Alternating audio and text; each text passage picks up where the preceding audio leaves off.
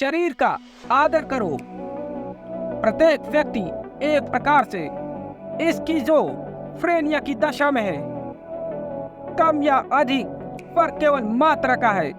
प्रत्येक व्यक्ति विभक्त है क्योंकि धार्मिक और राजनीतिक दोनों तरह के शोषक इस रणनीति पर निर्भर करते रहे हैं कि व्यक्ति को विभक्त रखो, उसे अखंड मत होने दो, वह गुलाम बना रहेगा।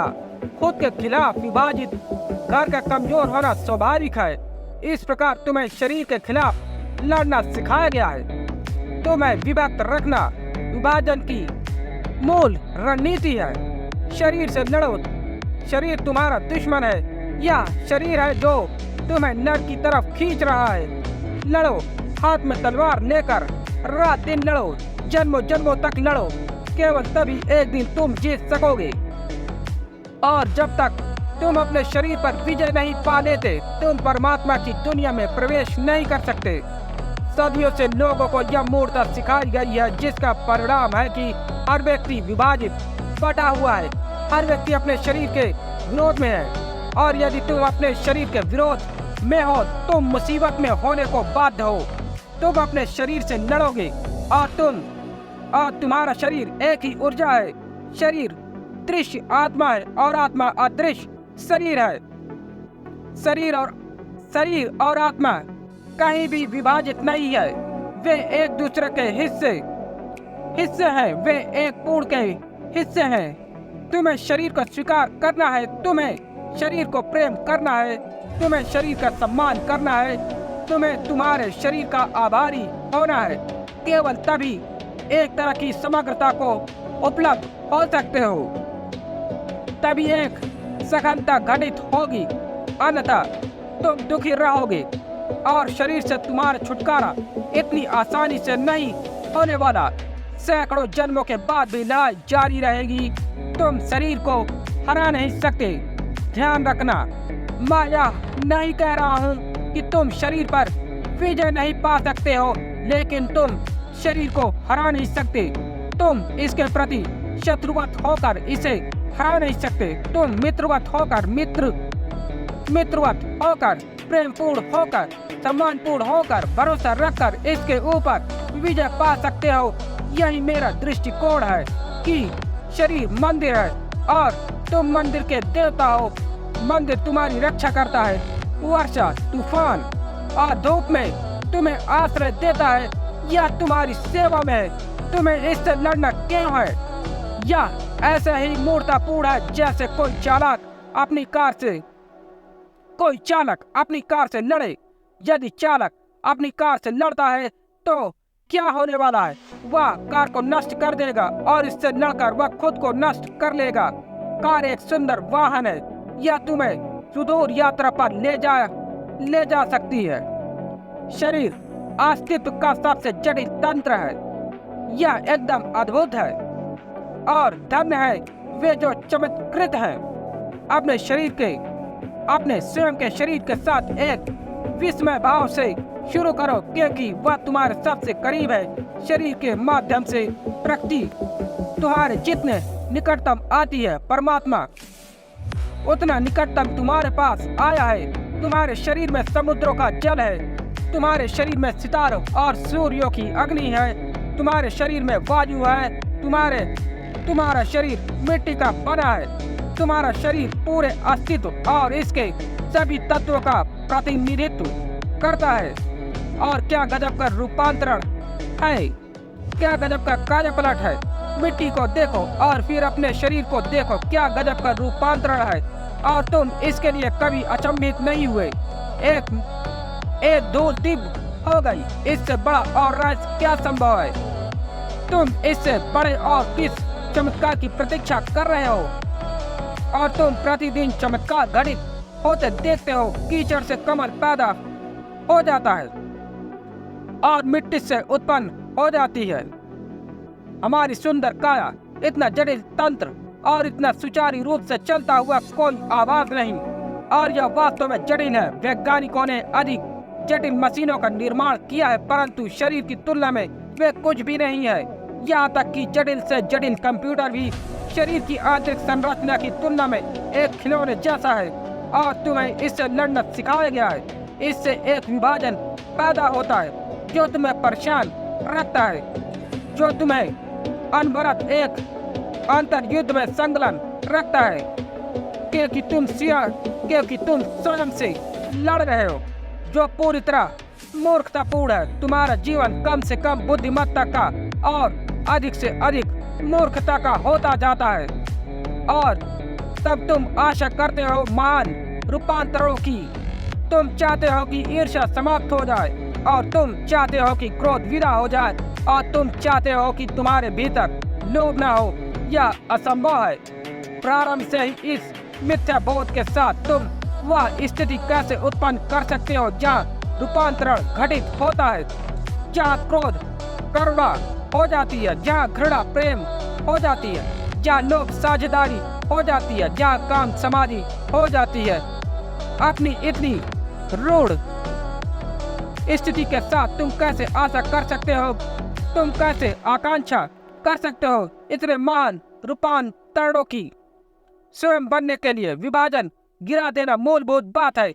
एक हो जाओ और तब सब कुछ संभव है, यहाँ तक कि असंभव भी संभव हो जाता है। रास्ता बहुत सरल और सीधा है, यहाँ तक कि एक बच्चा भी समझ सकता है। यह 2 और 2 4 जितना सरल है, या कि इससे भी ज्यादा सरल है।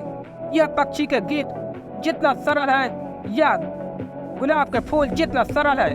सरल एवं सौंदर्यपूर्ण, साधारण एवं अतीव कर्ममय, लेकिन केवल अव्यवस्थित मन ही इसे समझ सकता है।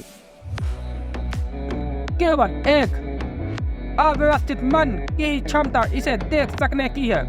अन्यथा तुम लोभ में जियोगे, और तुम क्रोध में जियोगे, और तुम ईर्ष्या और पॉजिटिवनेस में जियोगे, तुम घृणा में जियोगे। तुम ढोंग कर सकते हो, ऊपर तुम एक संत बन सकते हो, लेकिन कार्य में भीतर तुम एक पापी ही रहोगे।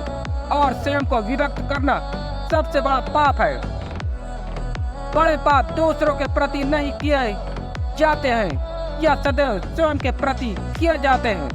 अपने शरीर और स्वयं के बीच यह विभाजन पैदा करना, यह एक आत्महत्या की दशा है।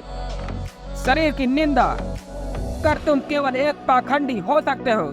तुम केवल एक दिखावटी जीवन जी सकते हो। शरीर का आदर करो, मन का आदर करो, जिससे वे तुम्हारा आदर कर सके। एक मित्रता सृजित करो, वे तुम्हारे हैं, विरोधी मत हो। सभी पुरानी परंपराएं तुम्हें शरीर और मन के प्रति विरोधी होना सिखाती है। वे शत्रुता पैदा करती है, और शत्रुता के माध्यम से तुम ध्यान में अग्रसर नहीं हो सकते।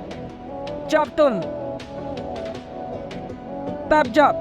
तुम ध्यान कर रहे हो, मन अन्य समयों की अपेक्षा अधिक परेशान करेगा। तब ध्यान के समय शरीर अन्य समयों की अपेक्षा अधिक बेचैन हो जाएगा। यह बदला लेगा, यह तुम्हें शांत बैठने नहीं देगा, यह तुम्हारे लिए बहुत सारी समस्याएं उत्पन्न करेगा।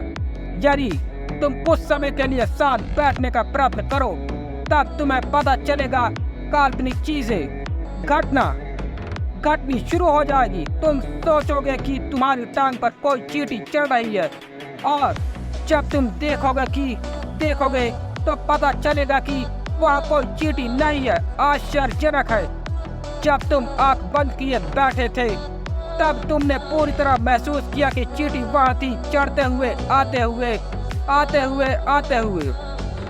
और जब तुम आँख खोलते हो, कोई चींटी नहीं है, कुछ नहीं है। यह मात्र शरीर था, तुम्हारे साथ चालाकी कर रहा था।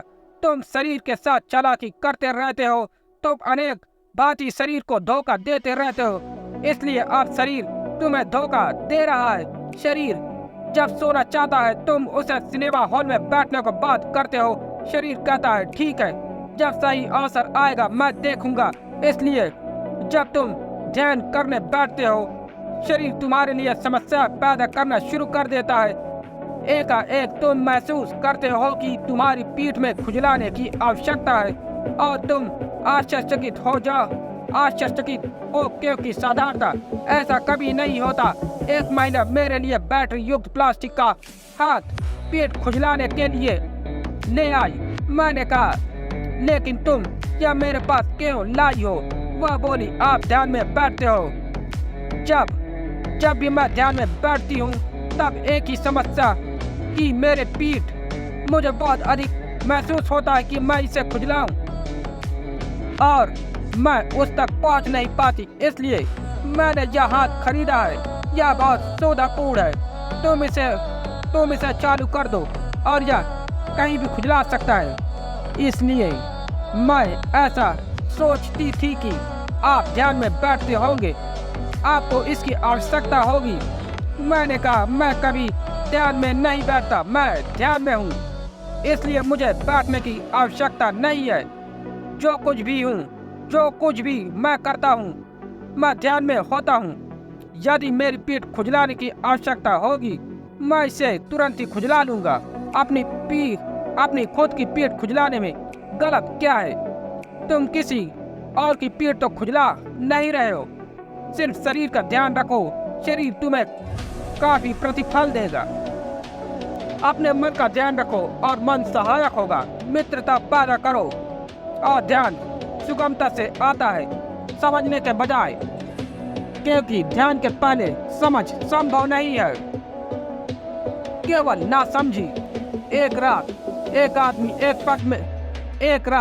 आदमी एक पब में गया और बार में बियर पीने के लिए बैठ गया। जब वह अपने बगल के स्टूल पर बैठे आदमी से बात करने में तल्लीन था, एक बंदर बार पोस्ट के सहारे नीचे उतरा, उसके गिलास के पास रुका और उसके बियर में पेशाब कर दिया। जब तक उस आदमी के ख्याल में आए, देर हो चुकी थी। हे, उसने आश्चर्य से पूछा, क्या तुमने यह देखा? वह बंदर मेरे बियर में पेशाब कर गया, ठीक है, लेकिन मुझसे पूछने का कोई अर्थ नहीं है। उसके पड़ोसी ने कहा, बार कीपर से पूछो, वह इस जगह का मालिक है। उस आदमी ने बार कीपर को वहां बुलाया। हे, उसने कहा, क्या तुम जानते हो कि जब मैं इस सज्जन के साथ बात कर रहा था, एक बंदर आया और मेरे बियर में पेशाब कर गया। मुझसे कुछ लेना देना नहीं है, बार के मालिक ने कहा। जाओ और वहां उस पियानो वादक से बात करो, या उसी का बंदर है। वह आदमी अपने बियर के गिलास को लिए हुए पियानो वादक के पास गया और उसके कंधे पर ठोकते हुए कहा, हे, क्या तुम जानते हो कि तुम्हारे बंदर ने मेरे बियर में पेशाब कर दिया है? नहीं, पियानो वादक ने कहा, लेकिन यदि तुम शब्दों को सुर में गाओ तो मैं साथ में पियानो बजा दूंगा।